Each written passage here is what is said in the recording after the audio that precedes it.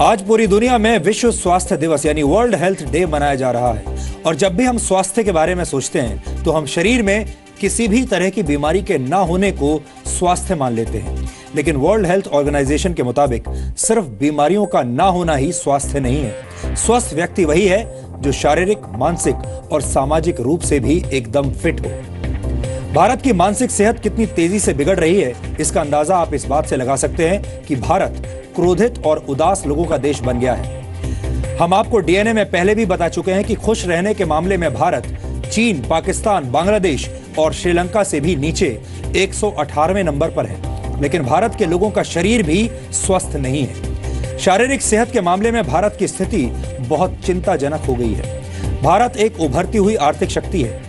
भारत दुनिया का सबसे युवा देश है। एनएसएसओ के मुताबिक भारत की कुल जनसंख्या में 47 करोड़ से ज्यादा लोग कामकाजी हैं। लेकिन भारत धीरे धीरे बीमार और थके हुए लोगों का देश बनता जा रहा है। दिसंबर 2015 में आई लैंसेट रिपोर्ट के मुताबिक सेहत के मामले में 5 ब्रिक्स देशों में भारत सबसे नीचे है। ब्रिक्स में भारत के अलावा ब्राजील, रूस, चीन और साउथ अफ्रीका शामिल है। 2013 में पूरी दुनिया में बीमार लोगों की कुल संख्या में से 20% भारतीय थे। भारत में इस वक्त 6.5 करोड़ लोग डायबिटीज के शिकार हैं और डायबिटीज के मरीजों की संख्या के मामले में भारत चीन के बाद पूरी दुनिया में दूसरे नंबर पर है।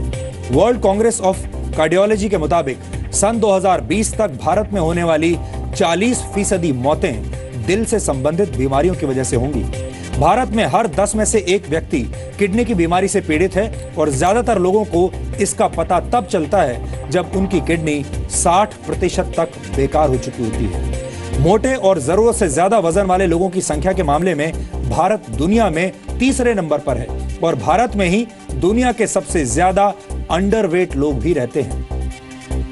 WHO के मुताबिक भारत में हर 5 में से एक व्यक्ति डिप्रेशन का शिकार है, यानी भारत की 20% आबादी निराशा में जी रही है। वर्ल्ड हेल्थ डे का थीम इस बार बीट डायबिटीज है, यानी इस बार पूरी दुनिया में डायबिटीज को हराने के लिए लोग मीठी मीठी कस्में खा रहे हैं। लेकिन कड़वी सच्चाई यह है कि अगर डायबिटीज एक देश होता तो वो आबादी के मामले में दुनिया में तीसरे नंबर पर होता। WHO के मुताबिक दुनिया भर में करीब 42 करोड़ 50 लाख लोग डायबिटीज का शिकार हैं। भारत में डायबिटीज के मरीजों की संख्या ब्रिटेन की पूरी आबादी से ज्यादा है। भारत में करीब 6 करोड़ 50 लाख लोग डायबिटीज के मरीज हैं, जबकि ब्रिटेन की आबादी 6 करोड़ 40 लाख है। इसी तरह चीन में डायबिटीज के शिकार लोगों की संख्या 9 करोड़ 84 लाख के करीब है। भारत में डायबिटीज कैंसर से भी दुगनी रफ्तार से लोगों की जान ले रही है। भारत में कैंसर से हर साल करीब 5,50,000 लोगों की मौत होती है, जबकि डायबिटीज की वजह से हर साल करीब 11 लाख लोग अपनी जान गंवा देते हैं। दुनिया में डायबिटीज का शिकार हर 5वां व्यक्ति भारतीय है। पिछले 20 वर्षों में भारतीय घरों में चीनी का इस्तेमाल दुगना हो गया है और सुस्त जीवन शैली के साथ ज्यादा चीनी और मीठे का सेवन करना डायबिटीज का कारण बनता है। 1991 और 92 के बीच भारत में चीनी की खपत 12 किलो प्रति व्यक्ति थी, जो अब बढ़कर 20 किलो प्रति व्यक्ति हो चुकी है और ये मीठा जहर अब लोगों की जान ले रहा है। भारत में डायबिटीज के 56% मरीज 40 से 50 वर्ष के बीच हैं। भारत में 3 करोड़ से ज्यादा लोगों को ये नहीं पता कि उन्हें डायबिटीज है। WHO का अनुमान है कि भारत में डायबिटीज के शिकार लोगों की संख्या सन 2030 तक 10 करोड़ से ज्यादा हो जाएगी। डायबिटीज की वजह से भारत को आने वाले 10 वर्षों में करीब 23,30,000 करोड़ रुपए का नुकसान होगा, यानी भारत को हर साल करीब 2 लाख करोड़ रुपए डायबिटीज से लड़ने पर खर्च करने होंगे और ये भारत के स्वास्थ्य बजट से 5 गुना ज्यादा रकम है। इस वक्त भारत का स्वास्थ्य बजट 38,899 करोड़ रुपए का है। ये भारत की उम्मीदों को घायल करने वाले आंकड़े हैं, क्योंकि थके हुए और बीमार लोग भारत को विकसित देश नहीं बना सकते। हमारे पास युवाओं की सबसे बड़ी जनसंख्या है, हमारे पास बहुत बड़ी वर्कफोर्स है, लेकिन इस जनसंख्या में बीमारियों और अवसादों का घुन लग चुका है और जो लोग खुद बीमार हैं वो एक स्वस्थ और सफल राष्ट्र का निर्माण नहीं कर सकते। इसलिए भारत को अपनी बीमारियों का इलाज जल्द से जल्द ढूंढना होगा। डायबिटीज से जुड़ा एक डराने वाला आंकड़ा यह भी है कि यह बीमारी अब भारत के बच्चों को भी अपना शिकार बना रही है। 2015 में हुए एक सर्वे के मुताबिक भारत के 66% बच्चों के शरीर में शुगर का स्तर असामान्य पाया गया है। Centre for science and environment यानी CSE के एक रिसर्च के मुताबिक भारत के शहरों में रहने वाले 14 से 17 साल के 29% स्कूली बच्चे मोटापे और ज्यादा वजन की समस्या से ग्रस्त हैं, जबकि इसी आयु वर्ग में गांव में रहने वाले 11% बच्चे मोटे हैं या फिर उनका वजन ज्यादा है। यही मोटापा आगे चलकर हृदय रोग और डायबिटीज जैसी बीमारियों का कारण बन जाता है। भारत में डायबिटीज के 90% मरीज टाइप 2 डायबिटीज के शिकार हैं। टाइप 2 डायबिटीज लाइफस्टाइल से संबंधित रोग है, यानी जीवन जीने के तरीके में थोड़ा सा बदलाव करके इस डायबिटीज से बचा जा सकता है। इसके लिए बस आपको दिन भर सक्रिय बने रहना है। आप हर रोज 10,000 कदम चलने की आदत अपनाकर भी डायबिटीज से बच सकते हैं। प्रोसेस्ड फूड यानी डिब्बा बंद भोजन भी आपको छोड़ देना चाहिए। आपको खाने में मीठे और चीनी का इस्तेमाल बहुत कम कर देना चाहिए। वजन को लगातार नियंत्रण में रखकर भी डायबिटीज से बचा जा सकता है। पेट के आसपास की चर्बी यानी बेली फैट को भी तेजी से कम कीजिए, क्योंकि तोंद आपको डायबिटीज का मरीज बना सकती है। कम से कम 7 घंटे की गहरी नींद लेने से आप डायबिटीज के खतरे से बच सकते हैं। 30 वर्ष की उम्र के बाद आपको समय समय पर ब्लड शुगर की जांच भी जरूर करानी चाहिए। क्रोधित और उदास लोगों के साथ साथ भारत बीमार और थके हुए लोगों का देश भी बनता जा रहा है। भारत की इतनी बड़ी जनसंख्या का बीमार होना एक डराने वाली बात है और इसका इलाज ढूंढा जाना अब बेहद जरूरी है। यहाँ पर हम एक और बीमारी का जिक्र भी करना चाहते हैं। देश विरोधी बातें करना, संसद पर हमला करने वाले आतंकी का समर्थन करना, कश्मीर में भारतीय तिरंगा लहराने वालों को पीटना और भारत माता की जय बोलने में झिझकना इस बीमारी के कुछ लक्षण हैं। और ये बीमारी शारीरिक रूप से स्वस्थ कुछ पत्रकारों, संपादकों, अफजल प्रेमी गैंग के लोगों और कुछ बुद्धिजीवियों को लग चुकी है। अफसोस इस बात का है कि इस बीमारी का इलाज अभी तक खोजा नहीं जा सका है। लेकिन अच्छी बात यह है कि देश प्रेम की बातें करने से, देश हित से जुड़ी खबरें देखने से और देश के हित को सबसे ऊपर रखने से इस बीमारी का असर धीरे धीरे कम होने लगता है और कई मामलों में इस बीमारी के शिकार मरीज पूरी तरह स्वस्थ हो जाते हैं और सामान्य जीवन जीने लगते हैं। ऐसे में विश्व स्वास्थ्य दिवस के मौके पर हमारी कामना है कि भारत का आम आदमी स्वस्थ रहे, खुश रहे, अपने जीवन की भलाई के बारे में सोचे और अपने देश को आगे बढ़ाने के लिए काम करे।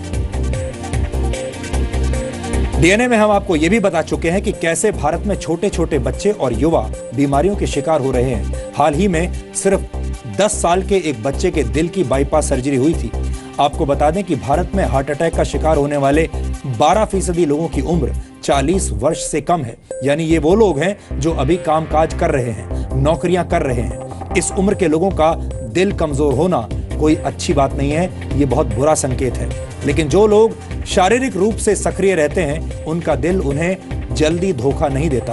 यानी दिल की धड़कनों को सेहतमंद बनाने के लिए जरूरी है कि आप अपनी शारीरिक गतिविधियों में बदलाव करें और इसकी शुरुआत आप घर और ऑफिस से कर सकते हैं, क्योंकि ऑफिस में काम करते वक्त ज्यादा देर बैठकर आप सीधे मौत को इन्विटेशन दे रहे हैं। यह भी आपकी सेहत से जुड़ा एक जरूरी डीएनए टेस्ट है। वर्ल्ड हेल्थ ऑर्गेनाइजेशन यानी WHO की एक नई रिपोर्ट के मुताबिक शारीरिक निष्क्रियता दुनिया भर में होने वाली मौतों का चौथा सबसे बड़ा कारण है। और ये एक बड़ी चिंता की बात है कि 21वीं सदी में हमारा जीवन का सबसे बड़ा हिस्सा ऑफिस में बैठते हुए गुजरता है। लंबे समय तक बैठने से हमारे शरीर में कुछ ऐसे परिवर्तन होने लगते हैं जो बेहद हानिकारक होते हैं। हालांकि हम इसकी गंभीरता को अभी नहीं समझ पा रहे हैं, नहीं समझते हैं, लेकिन समझना चाहिए। हफ्ते में कम से कम 150 मिनट या 5 दिन तक हर रोज 30 मिनट तक एक्सरसाइज करना जरूरी है। लेकिन अगर आप ज्यादा देर तक कुर्सी पर बैठते हैं तो इस एक्सरसाइज का भी कोई फायदा नहीं है। आपको शायद ये जानकारी ना हो, लेकिन ज्यादा लंबे समय तक बैठकर काम करने से आपके शरीर की कैलोरी बर्न करने की क्षमता कम हो जाती है। मोटापा घटने की संभावना 90% कम हो जाती है। पैरों में होने वाली इलेक्ट्रिकल गतिविधि रुक जाती है। इससे कैंसर जैसी खतरनाक बीमारी का खतरा भी बढ़ जाता है। साथ ही मोटापा बढ़ने लगता है और मेटाबॉलिक एक्टिविटी कम हो जाती है। इसे मेटाबॉलिक सिंड्रोम भी कहते हैं। ज्यादा देर तक बैठकर काम करने से दिल की बीमारियों का खतरा 30% और डायबिटीज होने का खतरा 27% तक बढ़ जाता है। इतना ही नहीं, ऑफिस में बैठकर काम करने वालों में ब्रेस्ट कैंसर और कोलोन कैंसर की आशंका भी 25% तक बढ़ जाती है। अब सवाल उठता है कि ऐसी स्थिति में आपको क्या करना चाहिए। इसके लिए अब मैं आपको कुछ जरूरी उपाय बताता हूं, जिन्हें आजमाकर आप अपने ऑफिस में अपने शरीर के लिए एक स्वस्थ और सुरक्षित वातावरण पैदा कर सकते हैं। ऑफिस में काम करने के दौरान हर 1 या आधे घंटे के अंतराल में आपको खड़े हो जाना चाहिए और 10 मिनट के लिए अपने हाथ पैर चलाने चाहिए। कोशिश करें कि आप कोई भी मीटिंग लंबे समय तक बैठकर ना करें। अगर आप चाहें तो अपनी सीट से खड़े होकर स्ट्रेचिंग भी कर सकते हैं। अगर संभव हो तो ऑफिस में स्टैंडिंग डेस्क का इस्तेमाल करें। दुनिया की कई कंपनियां जैसे गूगल, फेसबुक, माइक्रोसॉफ्ट और ट्विटर ने अपने कर्मचारियों के लिए ऑफिस में स्टैंडिंग डेस्क की व्यवस्था की हुई है। वैसे बात खड़े रहकर काम करने की अगर हो ही रही है तो यहां आपको एक एक्स्ट्रा जानकारी भी दे देते हैं। ब्रिटेन के पूर्व प्रधानमंत्री सर विंस्टन चर्चिल, इटली के महान कलाकार लियोनार्डो दा विंची ऐसी हस्तियां रही हैं जो खड़े रहकर ही काम करती थी। फेसबुक के फाउंडर मार्क ज़करबर्ग भी खड़े रहकर काम करने को प्राथमिकता देते हैं। थोड़ी सी कोशिश से आप भी ऐसा कर सकते हैं। कुल मिलाकर ये जानकारी देने के पीछे हमारा मकसद ये है कि आप अपनी सेहत का ख्याल रखें और हाथ पर हाथ रखकर बैठे ना रहें। आज हमने आपको आपके स्वास्थ्य के बारे में बहुत सारी जानकारी दी है।